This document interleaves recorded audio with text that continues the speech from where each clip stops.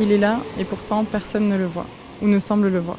Il me paraît aussi évident qu'un nez au milieu du visage, et pourtant, on continue à me poser des questions sans l'inclure, à me parler du passé et du présent, à questionner mon futur sans lui faire de place. Cherche-t-on à le nier, à l'enfuir, à ne pas le regarder en face? Alors, c'est à moi d'en parler. Cette partie-là de son livre se nomme « Cicatrice invisible », car il y a 3 ans, ce fameux mardi 22 mars, Caroline était ici même. Son métro s'arrêtera brusquement à la station Malbec. Physiquement, elle ne garde aucune trace, mais intimement, la blessure se crée et la faille est profonde. Je suis pas capable de descendre les escaliers d'un métro.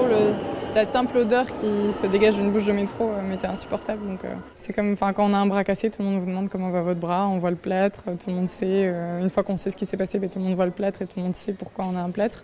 Quand on n'a rien du tout, quand il n'y a rien d'indiqué nulle part, les gens ne savent pas, ou les gens savent à un instant T, mais après ils oublient, ils passent à autre chose. Pourtant, des mots comme terrorisme, attentat, mort, kamikaze, blessé s'immiscent alors dans son quotidien. Prendre la plume devient une évidence. Debout devant le tableau blanc, je ferme les yeux.